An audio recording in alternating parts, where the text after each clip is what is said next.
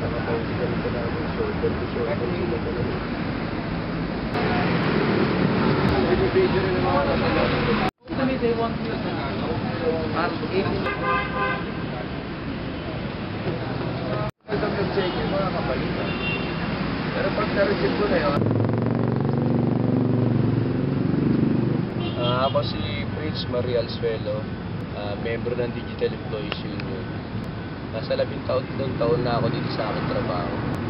Meron na kami 9 na taon na nakikipaglaban dito sa usapin namin sa CBA. At sa 9 na taon na ito, meron kaming 12 kasong naipanalo. Ngayon, ang problema lang namin maliit na manggagawa, kung saan pa kami lalapit, kung anong ahensya pa ng pamahalaan ang namin lalapitan. Samantalang naipanalo na namin ang mga laban. Hindi namin alam kung kanino kami pupunta para maipatupad ang mga desisyon ng Supreme Court.